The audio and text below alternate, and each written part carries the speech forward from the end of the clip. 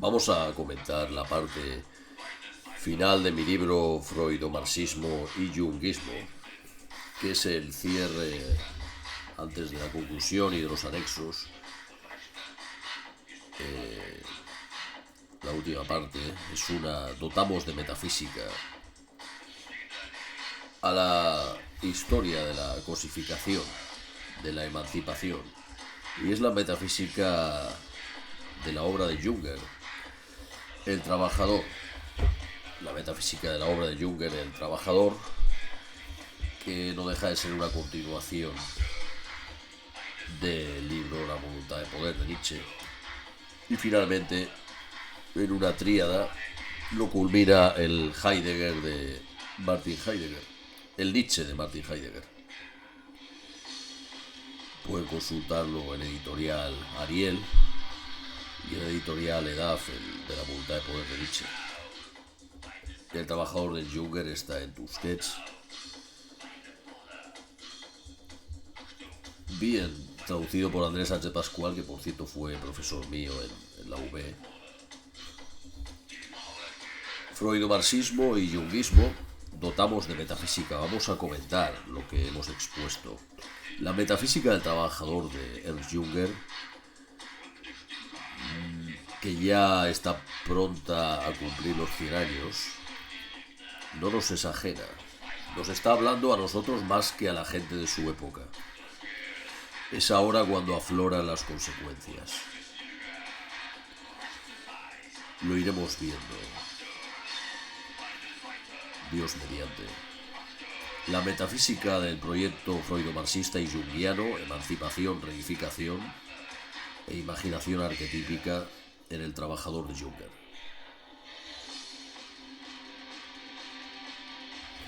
Metafísica nietzscheana en su ambigüedad en el destino final apocalíptico, como anuncio balbuceante que ya no puede más que señalar tanto de la vía satánica como de la vía islámica. Veremos lo que esto significa. ¿Por qué una obra de tipo histórico y político como freudomarxismo y junguismo necesita ser dotada de una fundamentación metafísica final? Esto se justifica, añadimos, por el hecho de que al movimiento de la emancipación o reificación, que son la misma cosa, y su desarrollo más radical, que es el junguismo, a este movimiento le falta una metafísica que lo justifique y que le dé su fundamento, en su mismo campo nihilista, en su mismo campo de izquierdas o metafísica de la mano izquierda, entendiendo izquierda aquí no de manera política, sino como el proceso moderno de desencantamiento, de reificación, emancipación que culmina en el hallazgo cultural de la libido, del deseo, de la voluntad, como se ve en Jung.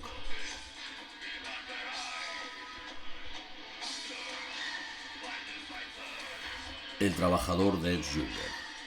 Dominio y figura.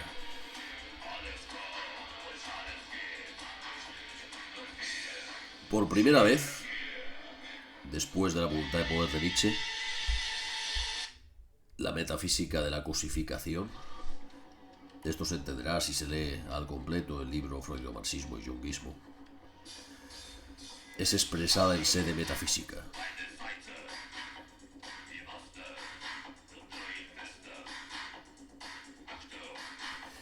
Vamos a leer este hallazgo cultural religioso del proceso freudomarxista, ya apuntado en Marcuse, Reich o buscado por Habermas, como apuntábamos al principio de este trabajo, se culmina en Jung con una religión al revés o religiosidad pagana que invierte la tradición abrámica y hace que el deseo ilimitado, el antinomismo, el ego, sean compatibles con la religión, mediante una autodeificación egoica, el self, la individuación, proyecto de superación de Edipo que ya se encuentra en los freudomarxistas, pero que solo en Jung llega hasta las últimas consecuencias.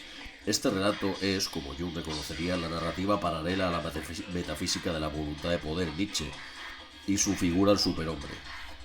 Pero en El Trabajador, como decíamos antes, por primera vez esta narrativa se expresa en sede metafísica, aunque a través de descripciones, prosiguiendo la tarea nietzscheana de la voluntad de poder. Las dos obras cometen el error de negar la realidad del mundo inteligible o lógico en su platonismo invertido. También niegan la realidad objetiva del mundo exterior como independiente de la voluntad, entendida no como individual, sino como fondo metafísico esta voluntad. Y aquí acierta. Esta es la introducción al capítulo. Vamos a entrar en materia.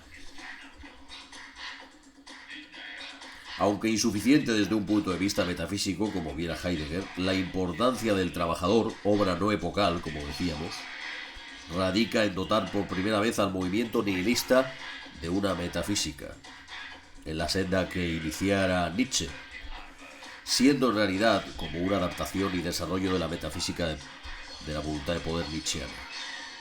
El subtítulo, entramos en materia, el subtítulo de la obra El trabajador reza Dominio y figura, Herrschaft und Gestalt.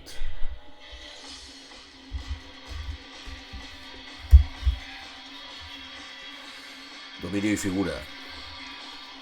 En alemán, Herrschaft und Gestalt.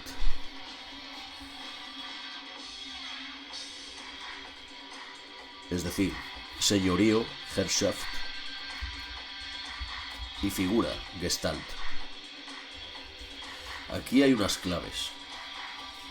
Seguimos leyendo. Esta descripción se refiere al contenido semántico de trabajador y ya nos previene de considerarlo una magnitud económica como en el marxismo o un hecho objetivo en el sentido positivista como ocurre también en el marxismo ortodoxo de la Unión Soviética o en el leninismo. No así en el Marx más filosófico, como entre otros ha mostrado Felipe Martínez Mazzoa en su obra Releer el Capital.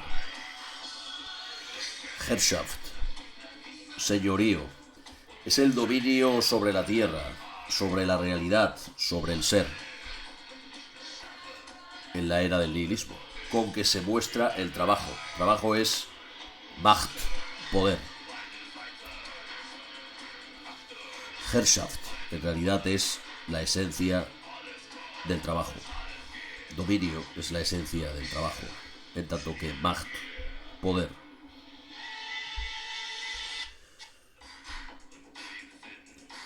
Hasta ahora habíamos mostrado la historia de las ideas y de la acción del movimiento freudo-marxista y del movimiento junguiano. Estos movimientos son fuerzas nihilistas de cosificación, dominio en el que el mundo se hace más ente.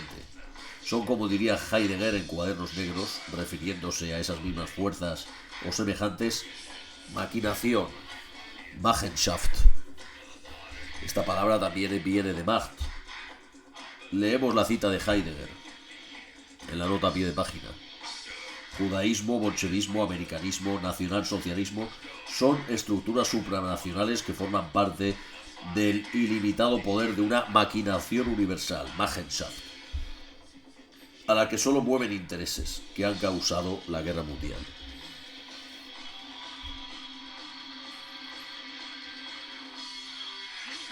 Y que pueden llegar a causar una tercera. Dios no lo quiera. Pero como dice Heidegger hacia la pregunta por el ser, en respuesta al escrito sobre la línea de Junger, la esencia del nihilismo, la esencia de la maquinación y del poder, de la conspiración, Machenschaft, de la voluntad de poder, Wille zur Macht, no es ella misma nihilista.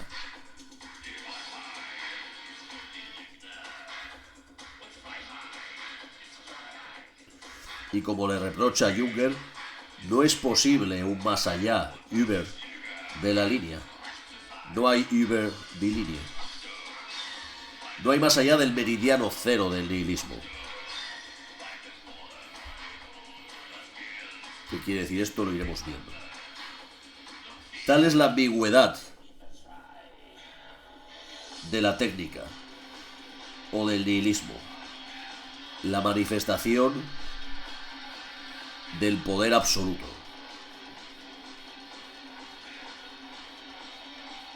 Hemos mostrado a lo largo de este trabajo freudo-marxismo y junguismo que la emancipación es al mismo tiempo reificación y que la una se resuelve en la otra. Liberalismo es todavía no ver esa copertenencia, o nihilismo pasivo, como lo llama Nietzsche. Nihilismo activo, en expresión nietzscheana, es lo que hace Junger, a reconocer, más allá del relato liberal, la unidad esencial de emancipación y reificación. La pregunta por la subjetividad y la autonomía convertida en una pregunta por el poder y por el dominio. El liberalismo engendra al totalitarismo, o a formas iliberales, reificación o cosificación o alienación o extrañamiento, enfrentum, diferentes maneras de denominar a la misma cosa, a la cosa. Cosa que mantuvo en vilo el pensamiento de Lukács, del marxismo, a todo el freudomarxismo y a Heidegger mismo. ¿Qué relación hay entre la cosa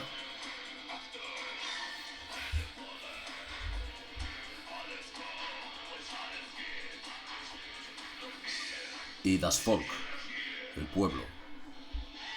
Es cosa que iremos viendo. Es cosa que iremos viendo.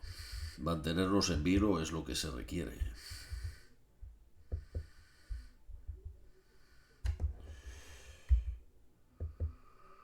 Es la obra de un soldado sudoroso que participó en la Primera Guerra Global.